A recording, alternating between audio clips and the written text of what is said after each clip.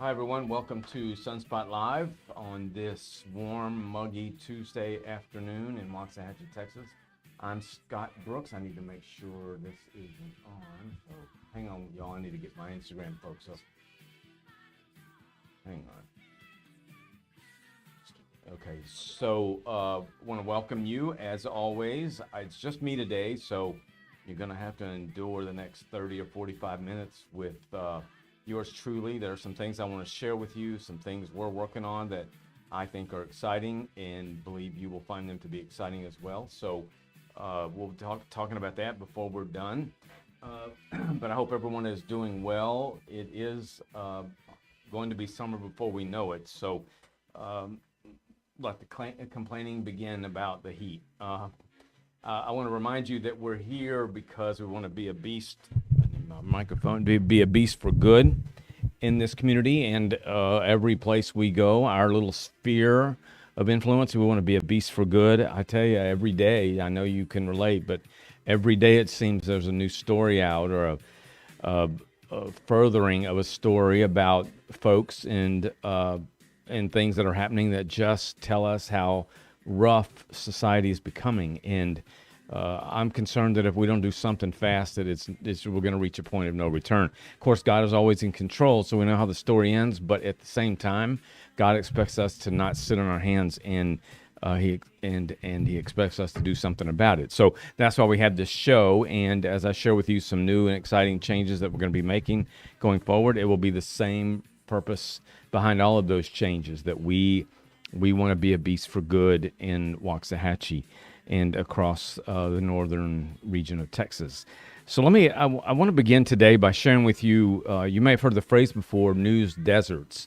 You know, there was a time in America, a time when I worked for newspaper companies, when newspapers were somewhat monopolistic insofar as that we ruled the roost, by far the market share of reach in a marketplace. We were the go-to newspapers were the go-to for most of the 70s, 80s, 90s, and in the early 2000s it started to the world started to change. But there was a time when most every city in America, big, small, medium, whatever, had a newspaper that reported on that city's events and people and crime and whatever, you name it. Many of you know that it was a time in America where newspapers were strong and content was out there, and people were not so distracted with this or that. No social media, of course. So it was a really wonderful time to be in the newspaper world. I have decided to spend the balance of my life in the newspaper world, although we have proliferated, as you know, with various platforms. There are many cities, however, that are now dealing with what are called news deserts. And those cities are cities that desperately need a newspaper, but that they don't have them. Corporate America, particularly those that own newspapers in the corporate world, are gutting those newspapers for whatever profit they can squeeze out of it. So what's happened is that page counts have dropped, stories have dropped, stories aren't even about a specific market, particularly if the corporate parent owns two or three newspapers in a given proximity. They share the content, so it's not relative to one specific city. It is content that can be shared across three or four cities. Rare is it that a city like Waxahachie in America has a newspaper, much less two, but certainly our newspaper that's dedicated strictly 100% to Waxahachie. That is ultra rare. Of course, the Daily Light is here. The Daily Light, when I was there and decades before that, and certainly even today, is more of a countywide newspaper, despite its title, and it comes out once a week in the mail. And so, but still, Waxahachie has two newspapers. We're dedicated to Waxahachie, so I've decided to spend the balance of my career and really life. I mean, there's no way to, not that I'm looking to escape it, but there's no way to extricate myself from the Waxahachie Sun, because one, it's a labor of love, and number two, we must not allow Waxahachie to become a news desert. So a news desert is a community that once had a newspaper, now it doesn't. And so the newspaper that was there deserted it and left it hanging. Really, just left it, abandoned it. And so there are a growing number of cities in America that are becoming news deserts. And what happens in news deserts, and there is a mountain of research that shows what happens to these cities that are news deserts, that don't have any voice of record. They might have a metropolitan market nearby that they can get a newspaper, but that isn't going to have anything to do with the smaller market like a Waxahachie. Dallas very rarely has anything, or Fort Worth, about Waxahachie. So getting a newspaper from a metropolitan market when you live in a small market or a medium-sized market is almost the same as a news desert. You're getting some content, but you're not getting content about your own little world. So these news desert cities, it's become extremely painful. I'll give you some examples of what happens in news deserts. If you consider just south of Chicago, maybe some of you have seen the story of the mayor there, a young African-American lady who is the mayor of city Dolton, I believe it's called, in Illinois, just south of Chicago. And then she's also town supervisor of another little town adjacent to where she's the mayor, has gone completely out of control. She pays herself over $300,000. The average median income in that market is $24,000.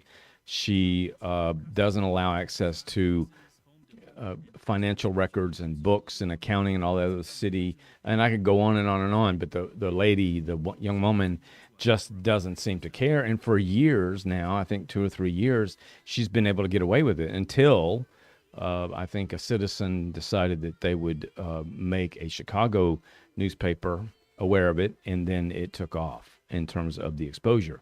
We don't have to rely on some metropolitan newspaper that one of you all may contact because you're seeing nefarious behaviors going on in town.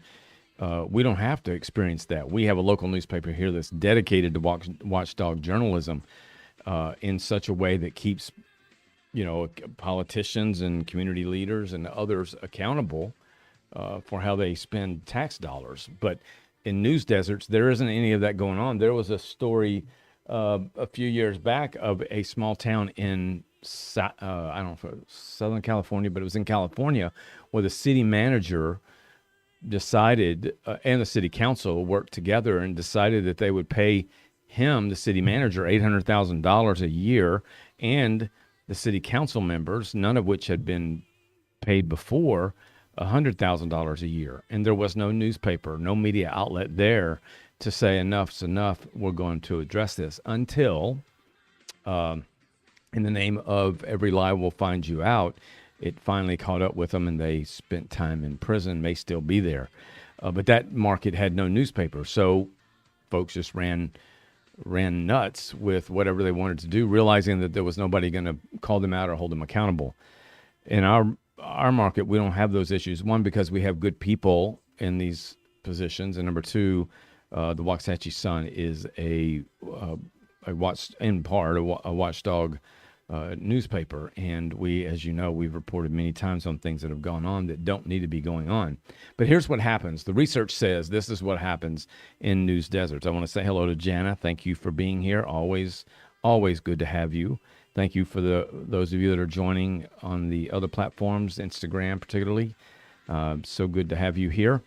But here, listen to the research data on what happens to communities like Waxahachie that don't have a newspaper in them, don't have any media, but primarily a newspaper. There isn't one there, and to report on any given thing. This is what happens. Corruption goes up substantially. Well, I just gave you 2 examples of that. There are countless examples out there of it. Taxes go up. The amount the city has to spend in its borrowing practices goes up. The crime issue becomes more challenging, and crime rises. We watch as we read about all sorts of politicians, particularly doing things they know they shouldn't do.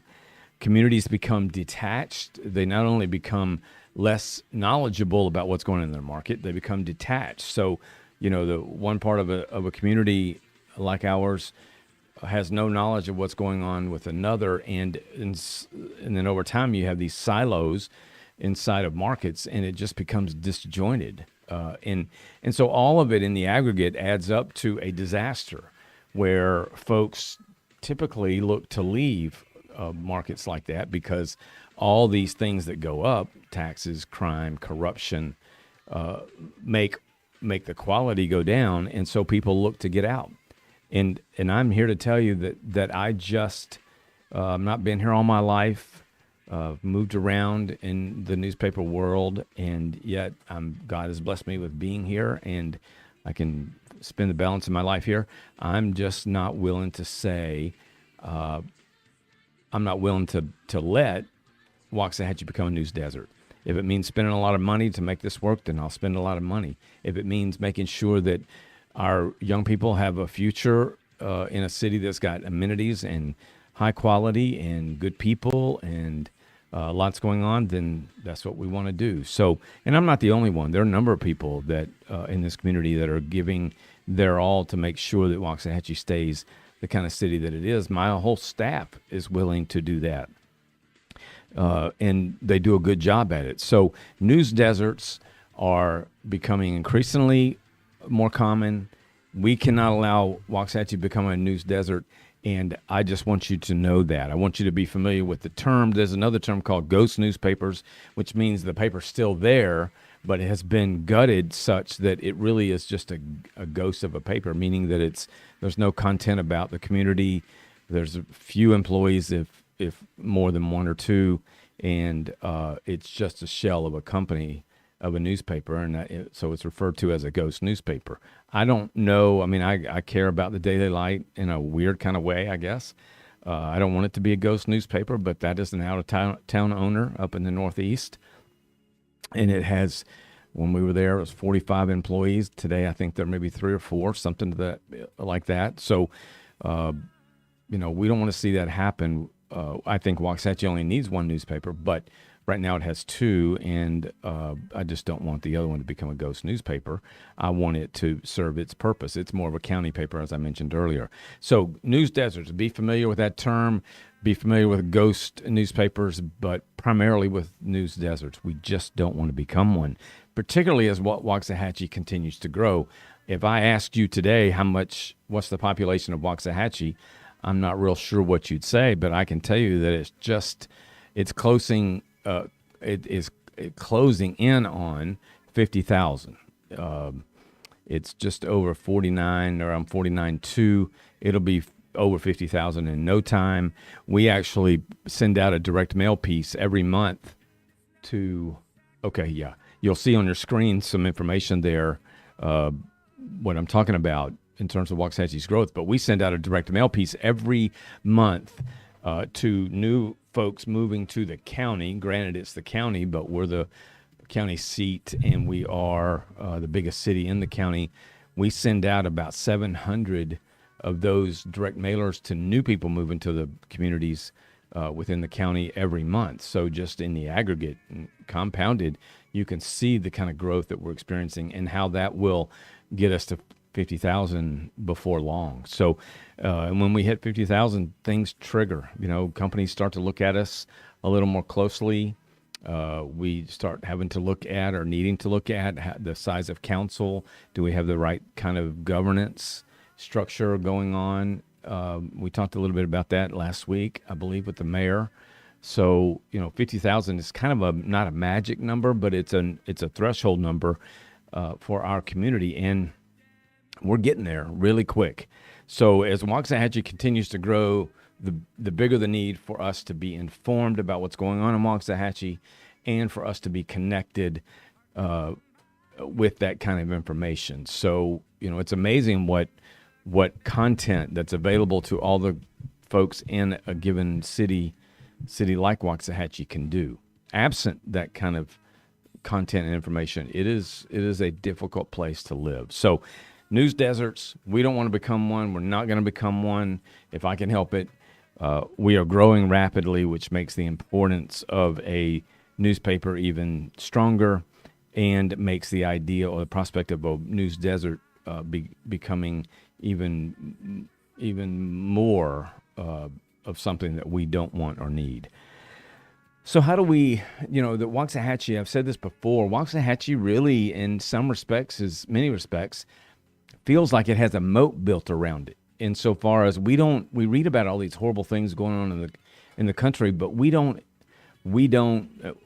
hear of them, see of them, witness, the experience of them, and yet I know for a fact there are certain things going on here as we do our investigative work that we don't want here. But by and large, what's impacting the rest of America has not permeated Waxahachie. And I believe, I believe God has his eye on Waxahachie, and I believe that between the Sun and KBEC and maybe the Daily Light and a lot of other efforts on behalf of good people, we've just been fortunate to keep some of a lot of the bad out. But when I look at the news across the country, just today, I mean, you hear about all the things taking place, particularly on college campuses today. We have 2 colleges here. We don't have any of that going on, and maybe we shouldn't expect it to. But it only takes one outsider to come here and to want to start something. I mean, look what's going on at Austin with respect to the total defamation and anti-Semitism that's taking place there. We don't want that. We haven't experienced it, and chances are we won't. But just about the time we let our guard down, it's possible. But when we read about other things, see other things going on in America, we aren't having to suffer through that, and I'm grateful for it. I'm sure you are as well. It wasn't that long ago where some things happened in this community. We reported on it.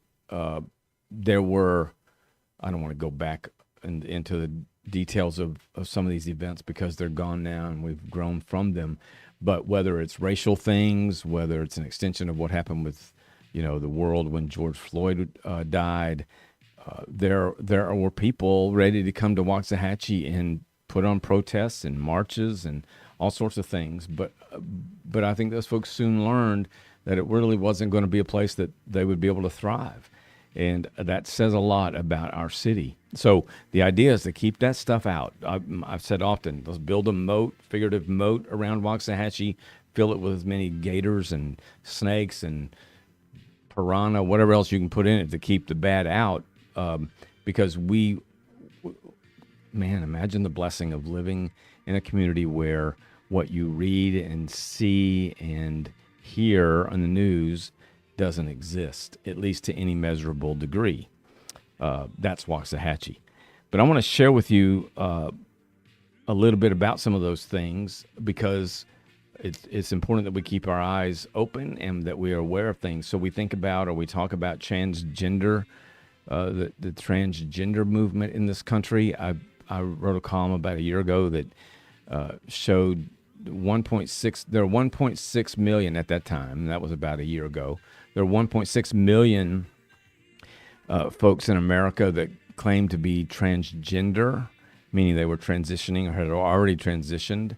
That is less than 1% of the way less than 1% of the population of this country. Yet our narrative gets stolen or hijacked, and so we end up spending so much time and energy and focus on what is a very small movement.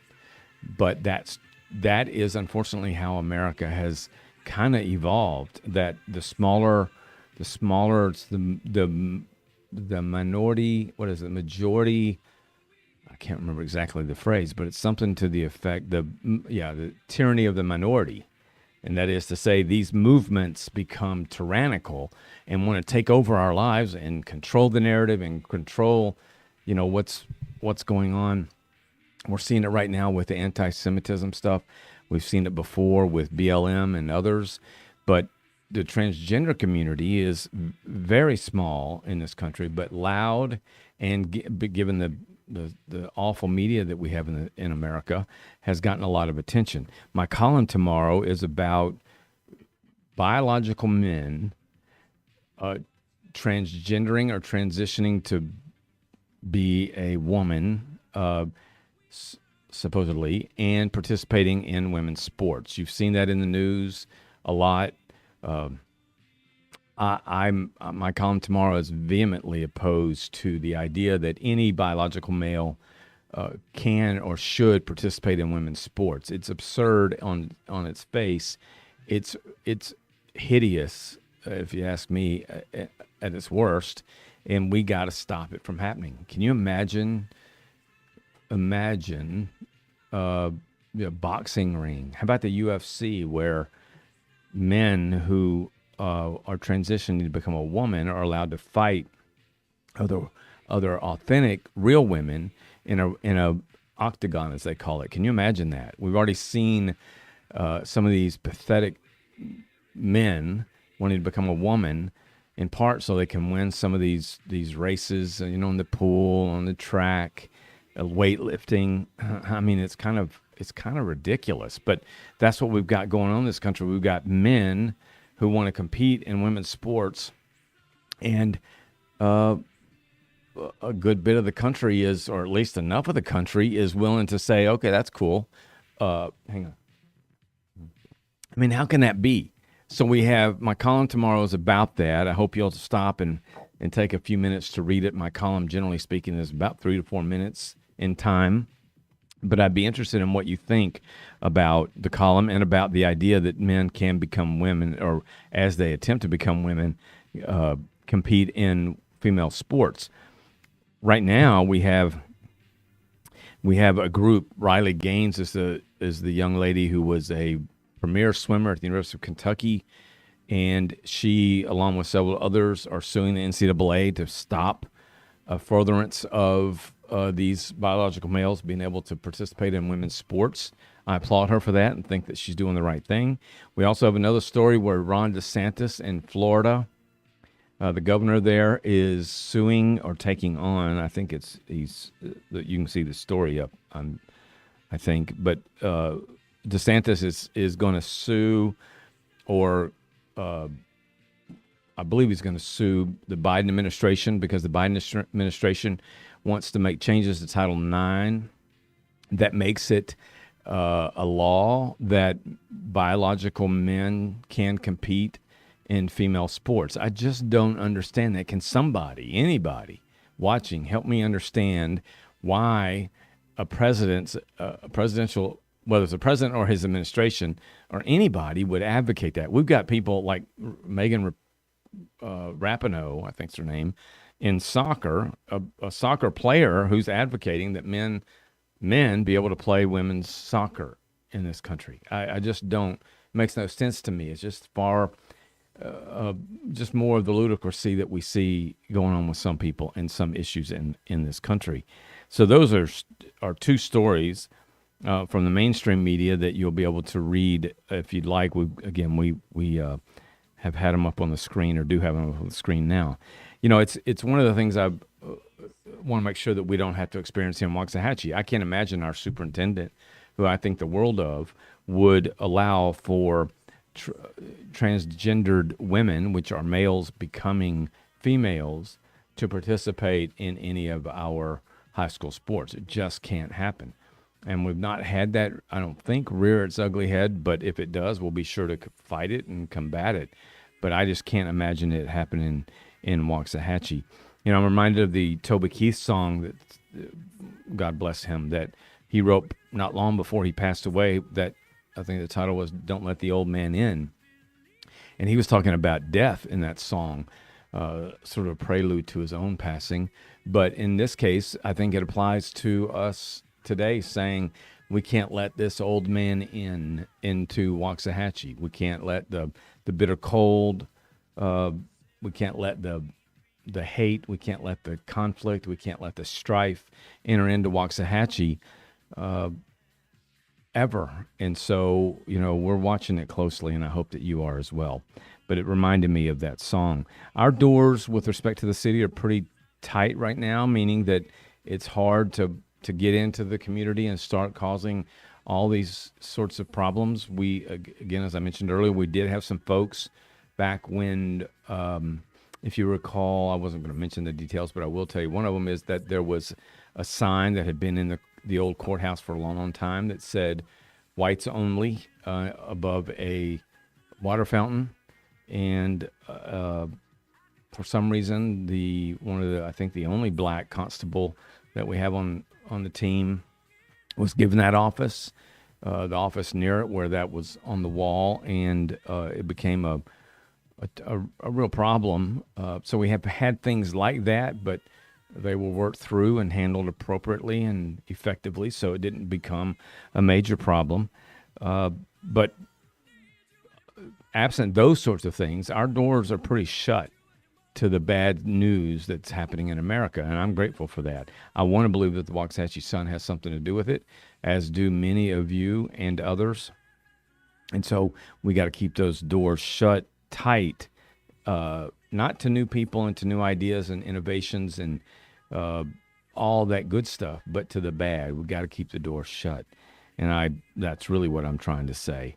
Staying informed, making sure that we have a quality media that's committed to the community, that has a bond with the community, is a way to strengthen our resolve to not have any of this stuff that I'm talking about enter into Waxahachie. Can you update the chat room? I don't know if there's a way to. Normally it has a lot there. I don't know. You can just try. So that's what I wanted to share with you. I'd like to share with you some ideas also about what we're doing at the Sun with respect to our various platforms. So we have the printed edition, which is by far our smallest reach. So we have those people in our community that they were raised with a newspaper. It's important that they have the feel of the newspaper. Excuse me. The ink, on their hands, the smell of the paper, and the ability to turn real pages and that sort of thing. It's important to these folks. It's important to me. So I grew up with a newspaper, but that platform is again, by far our smallest edition. So we reach the smallest number of people with our print piece, which ironically is the most expensive platform we have. It reaches the smallest people, but that gives you a sense of the commitment we have to our readers who want to have a printed newspaper. We have WaxahachieSun.com. We have our Sunspot Live platform. We have a site called Down Home. That's one of our platforms. We have the direct mail piece I told you about earlier called Hometown Welcome that we send out every month. That's another of our platforms. And so we have a proliferation of platforms that are designed to reach any number of people, young, old, whatever ethnicities, because we cover the whole market. We have a number of those platforms, and we want to continue to grow those. One of the things about about Sunspot Live is I never haven't wanted, nor will I ever want for you to have to endure what you're experiencing today, and that is just listen to me ramble. There are things we can talk about, and I want to hear from you and make sure I know what's important to you and what you want to talk about. But by and large, I don't want to be the only person here talking. We do have guests from time to time, as you've already seen, but this isn't intended to be a one-person kind of talk show live stream. So we've sat back and we said, well, how do we provide a live talk show environment? Because I think Waxahachie is big enough that it would support a kind of a talk show format.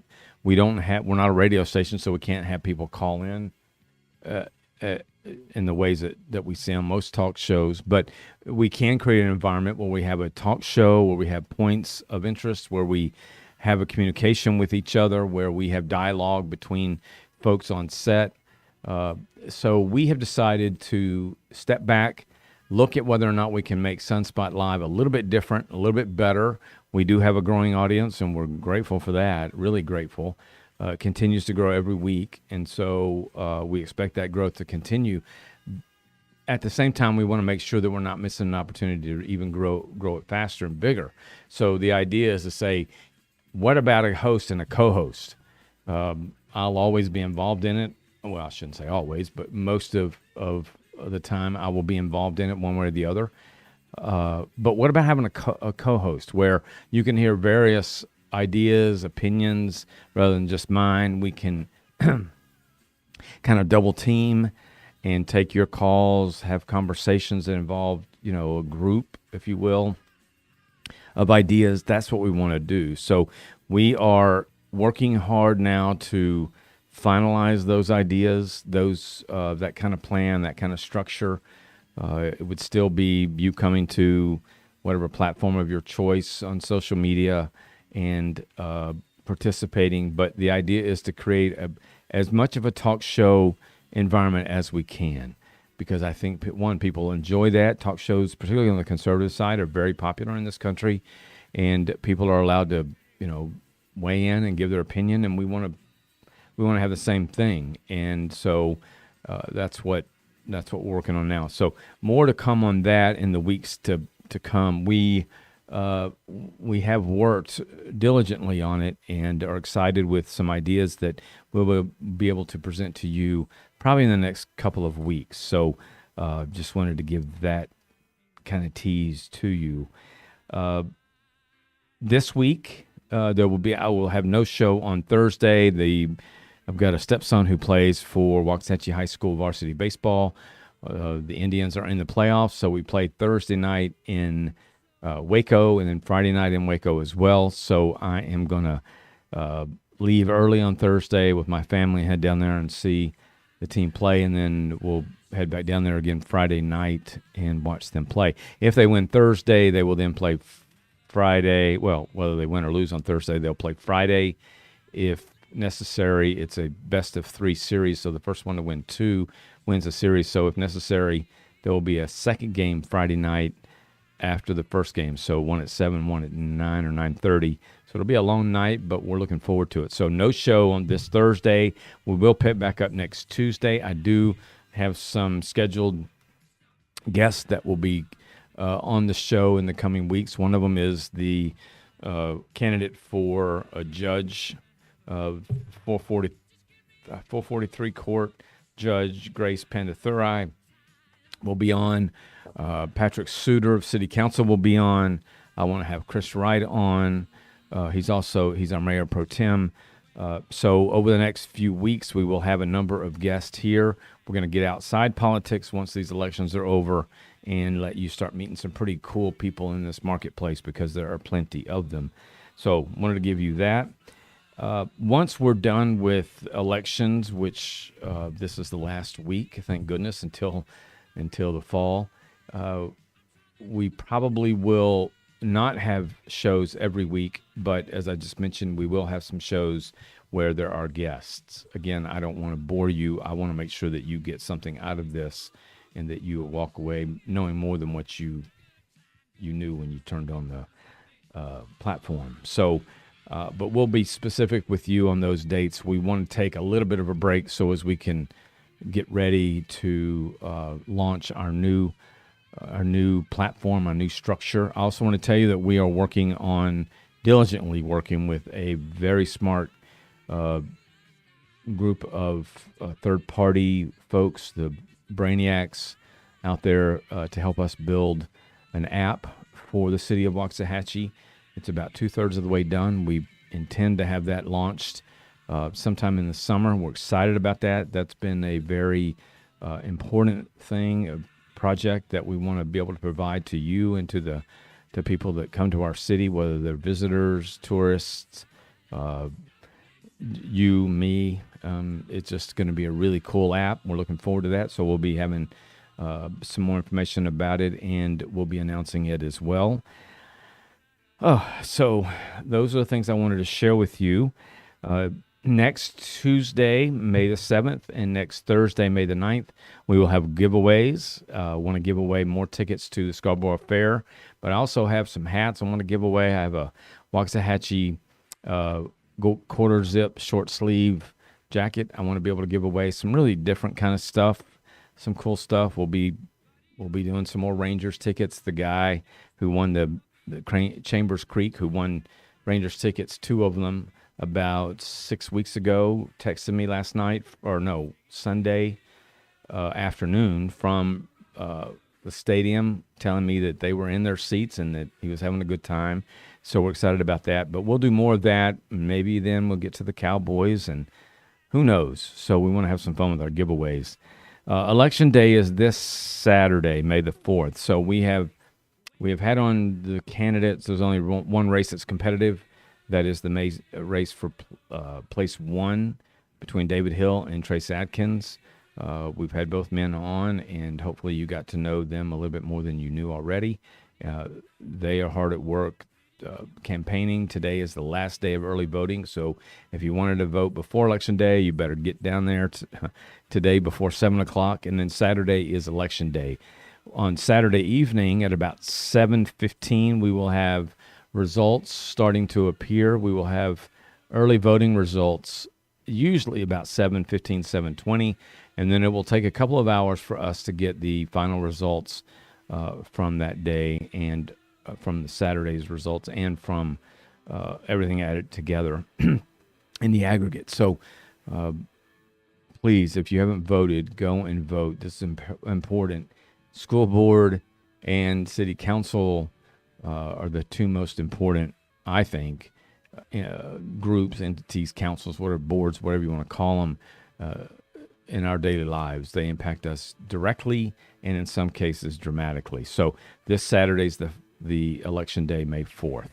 So that's about it for me today. I appreciate you being on, and I appreciate all the comments that I typically get following this. I'm grateful for every bit of correspondence and the ideas and the opinions I get from you all. It really does mean something to me, and I value it like you wouldn't believe. So again, more to come soon. I will be back on Tuesday afternoon. Please be a beast for good in your world, in your family, at your job, in your school, wherever you are. Be a beast for good. The world needs it, and so does Waxahachie specifically. So I'll see you on Tuesday at 4:30. We'll talk more, and I'll get a little bit deeper into some of the exciting things that we're going to be unrolling or rolling out. I don't think unroll. Is that a word? Rolling out in the next month or so. So thank you for being here. Be a beast for good. I will see you on Tuesday.